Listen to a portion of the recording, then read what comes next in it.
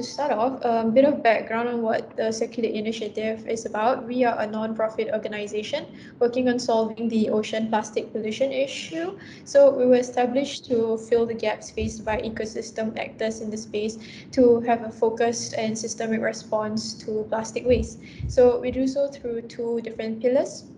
The first pillar is the incubation of investable and inclusive solutions, which is where the incubation network comes in. So the incubation network, they are our incubation partner and also the implementer of the SUP challenge that Nicole briefly introduced you to.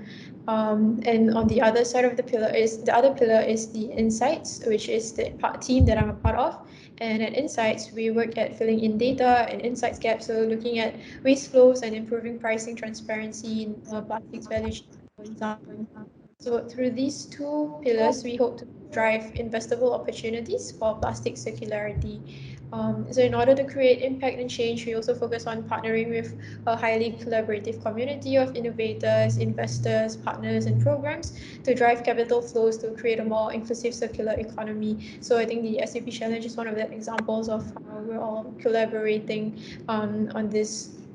So to give a bit more context on the SUP challenge, as Nicholas mentioned, this is a challenge that is implemented by the Incubation Network and funded by the Prevent Waste Alliance and ECA Family Foundation. So the aim of the challenge is for the Incubation Network to work with entrepreneur support organizations, or what we call ESOs, to support acceleration projects in South and Southeast Asia markets. So namely these 5 countries: India, Indonesia, Philippines, Thailand, and Vietnam.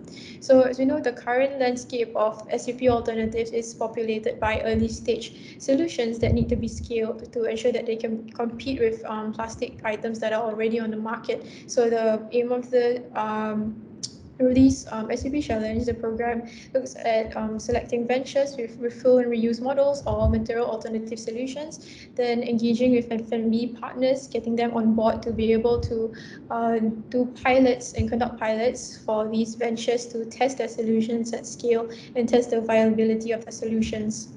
So the Circulate initiative, we are supporting this challenge on two folds. Firstly, we're providing an overview of the food service industry landscape in the program markets. So in the initial days of the SUP challenge, we had cohort learning sessions to kind of share with the different ESOs on what the food service landscape looks like in the different countries, to give them an idea of what the current trends are as they approach F&B partners in the conversations to get them on board for the pilots. And the second part of the work is where PXP Sustainability comes in. They are our research partner to help us identify the greenhouse gas impact and environmental impact of the various alternative solutions compared to their single-use plastic counterpart.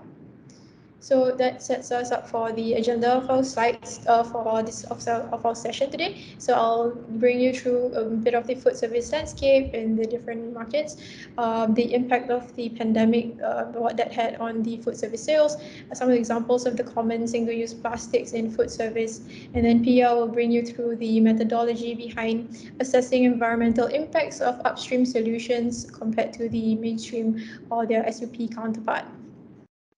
So what does the food service landscape look like in India and in Southeast Asia? So here I wanted to point out the food service that we see here refers to kind of locations, prepared food and beverages in public non-captive environment. So based on data sets presented here, it's looking at restaurants, for example, or other food service channels which are open to more of the general public. So you might not find data in terms of like canteens or schools which are not open to the public. And also the data presented here is based on the 2021 Euromonitor data. So it provides a snapshot of the food service trend in that year for these 5 countries, and it might differ from the current trends in this current year. So amongst the 5 markets, unsurprisingly, India is the largest market with the largest food service sales, followed by Indonesia and Thailand. And one of the common trends you see across this chart is that is the impact of COVID-19 pandemic. It had an impact on the food service sales across the region. So depending on the extent of the lockdowns, you would see different a lot of variants observed before each of the countries. So some countries like Thailand, for example, the dip in the food service sales between 2019 and 2020 wasn't as much, maybe about a 25% decline. Whereas in India, for example, it might be bigger than about more than 40% decline in the food service revenue between 2019 and 2020. So overall, as a result of like the social restrictions and the lockdowns imposed by due to the COVID-19 pandemic, we saw sales declining by about more than a third across all the markets in 2020. So here, the more interesting story was the shift that was observed from dine-in to delivery. So as it will be familiar to all of us, when we were confined to our homes during the lockdowns, most of us would likely have resorted to delivery apps and food delivery to our homes. So there was a big shift from dine-in consumption to delivery, where it was most apparent in Thailand and the Philippines, where off-premise sales kind of exceeded the dine-in sales in 2020. So contextually, in terms of like the number of operators, when we look at it, there are more chained operators who are likely able to pivot easily from dine-in to delivery, either through their own apps or partnering with delivery aggregators. This is because they have a stronger support system, they have better capital compared to some of the independent operators for whom pivoting might have been more difficult. So when the shift happened, the shift from dine-in to delivery, one of the obvious implications would be the use of single-use plastics. So when we order in, you will most likely get it in your plastic packaging with the cutleries and then packed in plastic bags. So even in some markets where the apps maybe have allowed customers to opt out of cutleries, for example, in Singapore, they have that option. The reality is that there is still significant uptake of single-use plastics in other formats like the packaging and the plastic bags.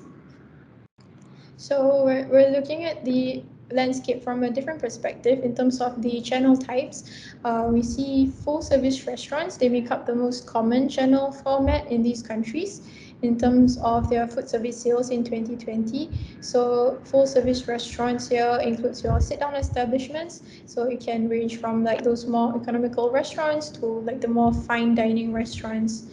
Following that is your street stalls and kiosks, or like the warungs in Indonesia, for example. So if you look at the number of outlets from that perspective, usually street stalls or kiosks that they will outnumber the full service restaurants in terms of the number of outlets. But when we're looking at the revenue or sales, at least for 2020, full service restaurants still was the more common channel type based on their revenue. Following the full service restaurant and street stalls, kiosks is your quick service restaurants. So these are the fast food establishments like McDonald's, Burger King, KFC. So they may be common, but in terms of revenue, in 2020 they garnered a lower revenue across all the countries compared to the first two channel types. And lastly is the cafes and bars. So these are establishments where 50% of their income is derived from the sale of drinks. So for them, it may not be as common in terms of the revenue that they make and the number of outlets vis-a-vis the other channel formats.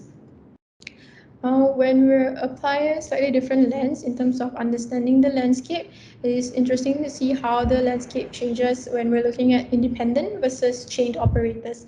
So here on the left is the definition of the independent versus chained. So independent operators are operators with fewer than 10 outlets, or they may not have global presence, whereas chained operators, they may have more than 10 outlets and they are likely to have a global presence. So in the four countries, India, Indonesia, Thailand, and Vietnam, the independent operators made up more of the food service sales compared to the chain operators. And here the Philippines is the exception. There's more chained operators with 68% of the food service sales compared to the independent operators. Here, our general understanding is that there is greater desire amongst consumers for branded products and services in the Philippines, which could have translated in the landscape where we see a more concentrated market with the chained operators compared to the independent operators. Right. And here is the kind of layout for the top three food service operators in terms of the 2020 food service value, just to give you an idea of the food service operators that are in the landscape. So in India, for example, you would have Jubilant Foodworks, Coffee Day, Global Limited, or Burger King India Private Limited. And then in the Philippines, you'll have Jollibee at the top, and in Vietnam, you'd have Superfoods Group, for example, Golden Gate Trade and Services, and Vietnam Lotteria.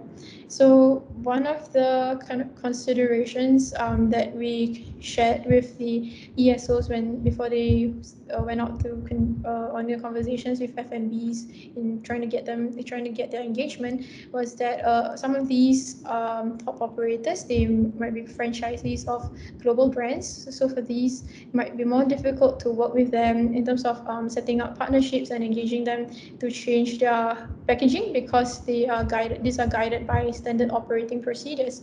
But in terms of like the local brands that these companies might have, then it might be easier to change their packaging practices and establish relationships with these small local brands. So far, based on the SAP challenge, the F&B operators that we see some of these ESOs partnering with, there's quite a range of cafes, restaurants, and even warungs, which are the Indonesian street stalls and kiosks. So some of these F&B operators, they're already sustainably driven. They have a strong sustainability ethos. So they already have like a level of awareness around sustainability and the use of SUPs, and they're actively looking out for solutions to reduce the SUP usage. So in these cases, it might have been easier for the F&B partners to kind of get their or convince them to be on board for the pilots. Some examples of these are like the Pizza for Peace in Vietnam or Work Coffee in Indonesia, amongst other companies. And then there are also other F&B operators for whom more education or outreach had to be done. So, for example, in Indonesia, one of the startups, they are piloting their solution with several warungs or the street stalls in Indonesia, in their Indonesian villages. So, for this, they had to kind of do more education and outreach programs to teach these warungs about the problems associated with single-use plastics, and also kind of like the potential SUP alternatives that they can consider in their operations.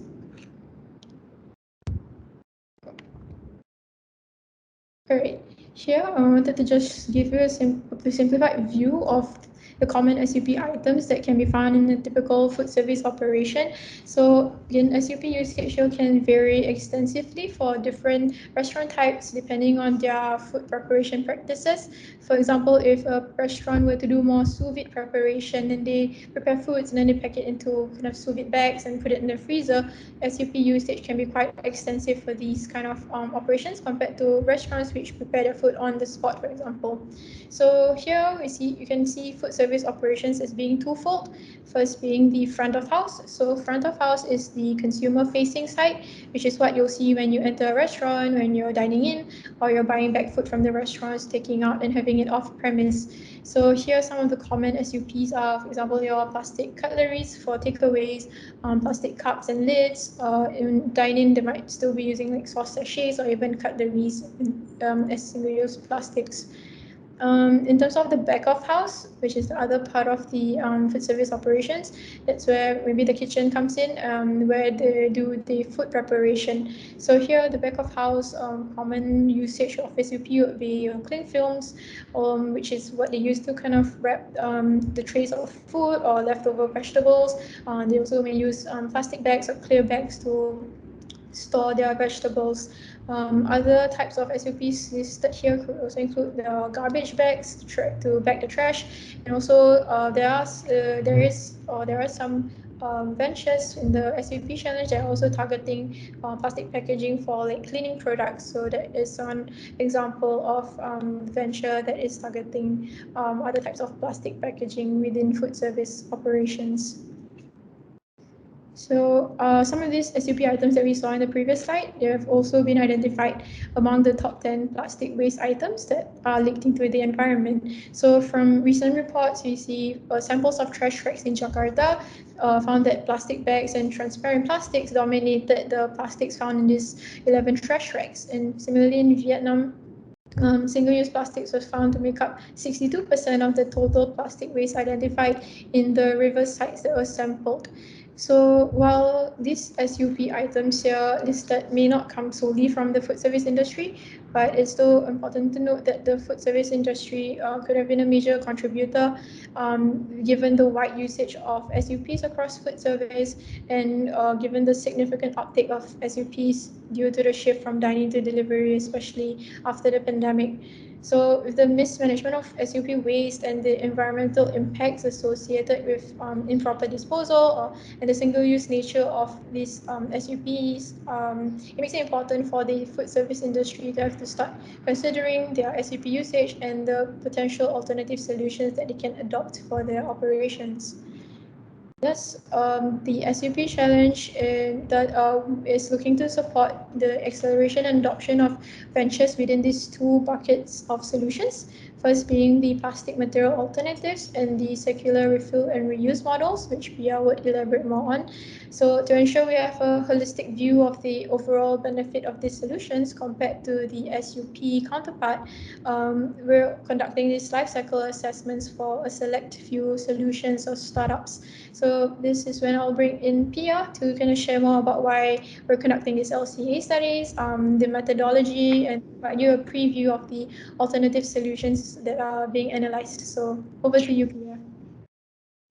Thank you, Aisha, for the great overview of the source of plastic waste generation in the F&B industry across the region. Next slide, please.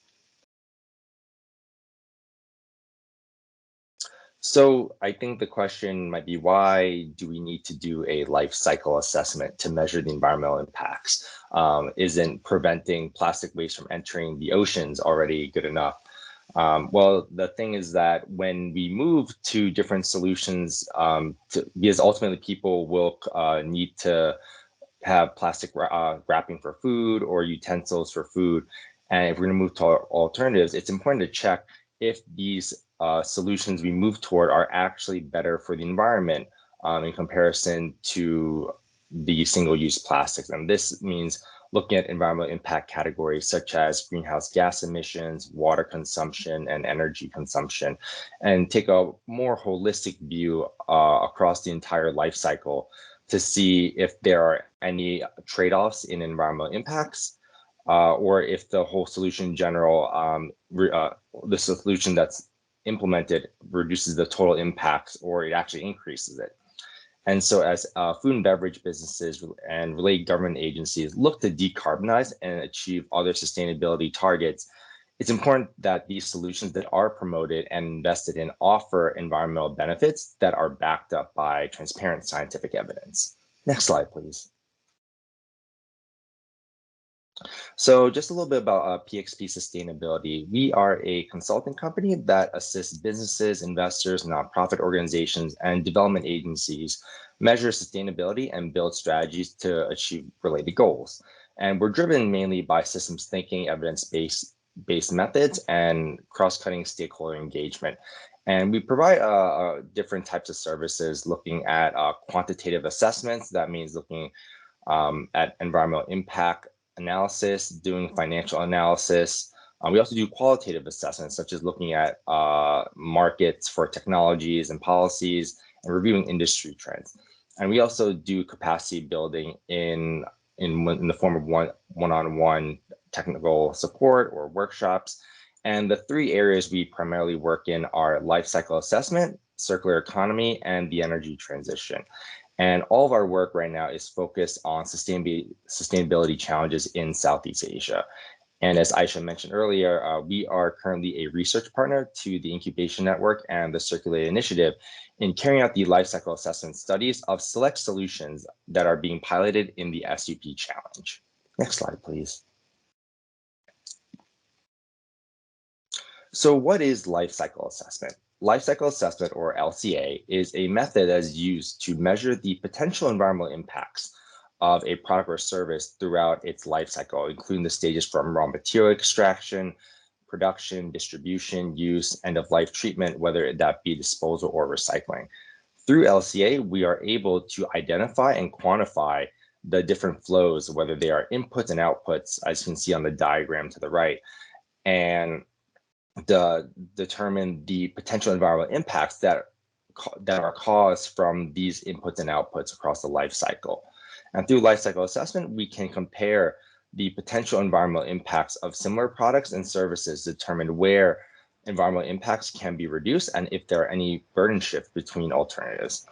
And the ISO standards that have been set up for life cycle assessment specify the requirements and provide guidelines for conducting a life cycle assessment. Next slide, please. So this is not the first time life cycle assessment has been done for single-use plastics versus their alternatives. Previous studies have looked at different types of items and materials. In terms of reusable beverage cups, there are studies that have looked at the use of ceramic and glass for non-takeaway purposes, stainless steel and bamboo for takeaway purposes in food and beverage. In terms of the material alternatives category, life cycle assessment studies have been done for items such as paper, bamboo, polylactic acid, which is the bioplastics material, organic waste material, and crops such as sugarcane, corn, and wood. And from our review of the existing studies, reusable takeaway containers and beverage cups generally have a lower life cycle environmental impacts, but this largely depends on the frequency of use of the reusable items. So when you produce a reusable tumbler or a takeaway container, that's obviously going to have more impacts than a single-use container. But when you divide it up by the number of times you use it, the impacts will generally be lower. But again, this depends on how many times you are using that reusable container. In terms of bioplastic materials, these types of solutions do not necessarily perform better for the environment in compared to single-use plastics. Studies have shown that they reduce greenhouse gas emissions, but they result in a slight increase in other impact categories such as eutrophication potential. And from the studies that have been reviewed, it has been shown that the geographic context of life cycle assessment studies play an important role, and factors such as the waste management options or the type of energy mix used in the different countries or region can influence whether the solution that is used to substitute the single-use plastics are better or not for the environment from a life cycle perspective. Next slide, please. Now, there are some tools out there that the public can use to help measure the environmental impacts of single-use plastics versus alternative solutions. One tool that has been established is the UP scorecard, and it's a free web-based tool for measuring the environmental impacts of common foodware and food packaging choices. And the tool was developed in North America in order to support the food and beverage industry there. And life cycle assessment is applied to measure the greenhouse gas emissions, water consumption, and plastic pollution. A more localized tool is the alternative materials tool, which was developed by the World Wildlife Fund in Singapore. And this tool, again, is free for assessing the environmental impacts of different materials used in food and beverage packaging. And the way this is done is through a score of 0 to 100 of the different types of packaging materials, with 0 being high impacts and 100 being low impact. So the higher the score, the lower the impacts you'll have and the better for the environment. And this tool also applies LCA to measure greenhouse gas emissions, energy use, water use, land, and toxicity impacts. And we provide the websites here in case you want to check them out. They're quite interactive, so have a look after the presentation when you get a chance. But basically, in summary, what we know is that life cycle assessment is definitely the standard way to go about measuring the environmental impacts of solutions that could be considered in the single-use plastics challenge in Southeast Asia and India. Next slide, please. So the objectives of these LCA studies of the select solutions in the single-use plastics challenge are to understand the key factors that drive environmental impacts, whether they are negative and positive, of single-use plastics and their alternatives. And we want to be able to determine how single-use plastic alternatives should be optimized in order to achieve the environmental benefits. And through these studies, we'll be able to identify potential infrastructure or commercial activities that can support single-use plastic alternatives so that they do provide environmental benefits. Next slide, please. And so as Aisha mentioned, the target markets we're looking at are in Thailand, Vietnam, the Philippines, Indonesia, and India. And there are two archetypes that are being focused on in these life cycle assessment studies following the single-use plastics challenge, which are plastic material alternatives and circular reuse and refill models. Next slide, please. And so in terms of the circular refill and reuse models, these are solutions that are designed to be used multiple times and require some maintenance, whether such as washing and drying after every single use. Some examples of the reuse refill model solutions are reusable bamboo straws, refillable copper bottles, reusable wooden cutlery, and beverage cups. One cup, for example, that we observed in the single-use plastic challenge was made out of coffee grounds, which is a waste material. In terms of the plastic material alternatives, these food and beverage products are made of non-plastic materials and are meant to be used only once and disposed right after use. Some examples are single-use plates and bowls made out of areca palm leaves, utensils made out of coffee grounds, food packaging made of seaweed, and compostable cling wrap. And any item that is compostable should be home compostable and not require the use of industrial scale composting. So on the right, you can see some pictures of examples of the types of solutions that are being piloted in the single-use plastics challenge in both archetypes. Next slide, please.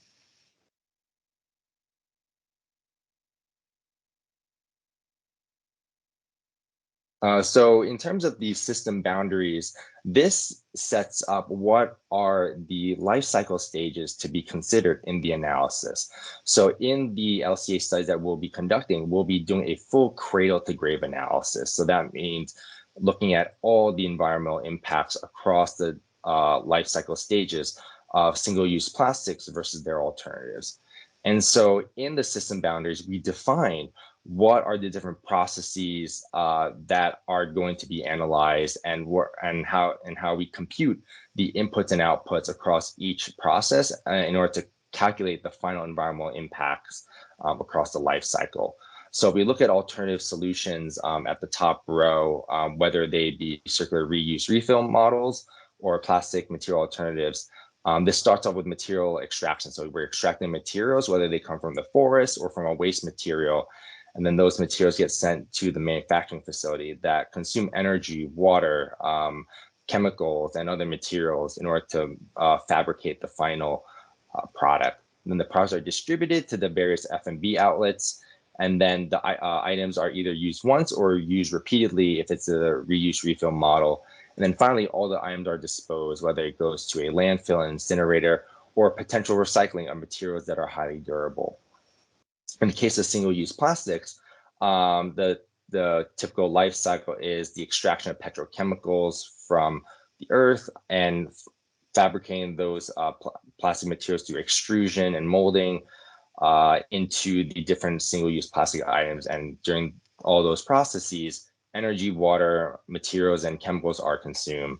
Single-use plastics, just like the alternative solutions, are shipped to the food and beverage outlets and distributed to the different customers.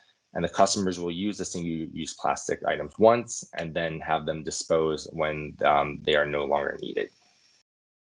So this is how we maintain consistent comparisons between the different options, whether they are the alternative solutions or the single-use plastics. Next slide, please.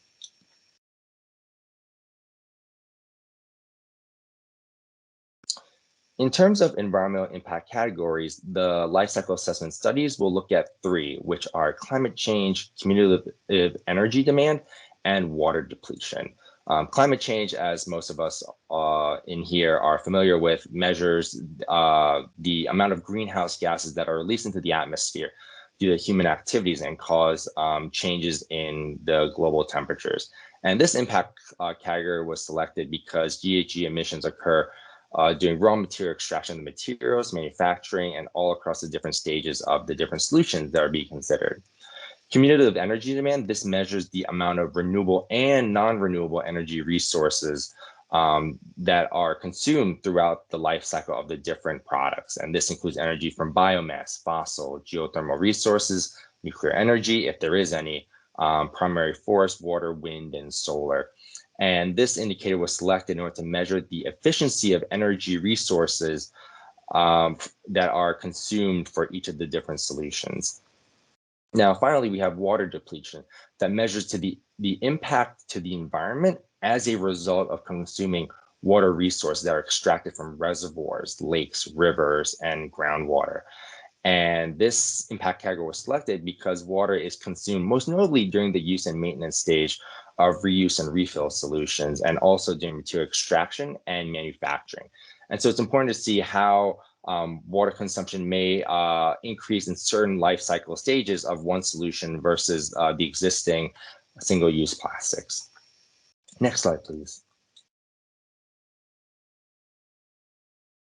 So here we provide you a sneak preview of the solutions that we are going to analyze through the life cycle assessment studies under the single-use plastics challenge. We were fortunate to have a wide variety of options to pick from that are being piloted in the different countries, and some of them show some promising results through the pilots. So the first one, as you can see on the left side, is the reusable food takeaway container, and the material is made out of polypropylene and silicone. The second item we'll be looking at is the single-use takeaway container that is made out of areca palm leaves. Next, we have our very common reusable tumbler that is used for beverages at coffee shops. Then we have something very new. We have a micro vending machine that is used to dispense cleaning agents that will be used to clean the tables or mop the floors in food and beverage outlets. And finally, we have the single-use straws made out of waste palm leaves that are rolled up and used to consume beverages. And so just to let you know, these pictures that are shown on these slides, they're not the pictures of the actual solutions, but they're there for illustrative purposes. And we're undergoing analysis right now. And by the end of this single-use plastics challenge, we'll be producing an insights report that shares the findings about these different solutions tested and the environmental impacts from a life cycle perspective in each of their respective countries. And so what's exciting is that through these studies, we'll be able to get more insights from the Asia Pacific region and understand more the conditions in the local context. Next slide, please. So in summary, when looking at the food service industry in India and Southeast Asia, India has the largest market size, followed by Indonesia, and Thailand. And in 2020, food service sales dipped across all the countries as they were grappling with the pandemic that arrived and all the social restrictions that occurred. And due to these changes, there has been a large growth in single-use plastic usage because more of these food and beverage outlets had to switch to off-premise consumption. In Thailand and Philippines, for example, off-premise sales superseded the dine-in sales in 2020. So this had a large effect on the amount of single-use plastics that were used. So to address this issue of the amount of increase in single-use plastics challenge, we implemented this challenge with the support of the GIZ and the Prevent Waste Alliance, where we're able to engage with many startups from India, Indonesia, Vietnam, and the Philippines, and Thailand, and to understand how their solutions are being piloted, what improvements they need in order to be scaled up in the different food and beverage outlets in the different countries that are being focused on. And in parallel, during these pilots, PXP and the Circulate initiative will be doing the life cycle assessment studies in order to check if these solutions that are being implemented actually reduce environmental impacts in terms of impacts of climate change, water depletion, and cumulative energy demand. And so as I showed you in the previous slides, we'll be applying life cycle assessment to evaluate 5 different solutions that are being piloted under the single-use plastics challenge. And these studies will take a cradle to grave perspective and consider all the environmental impacts associated with all the different processes across all life cycle stages. So that brings us to the end of this presentation. I'm happy to take any questions, both Aisha and myself. And if you have to leave, or this presentation comes to it at the end of the session, feel free to contact us. We have our emails here and stuff, and happy to provide more information about what we're doing between now and the end of the year for the Single-Use Plastics Challenge.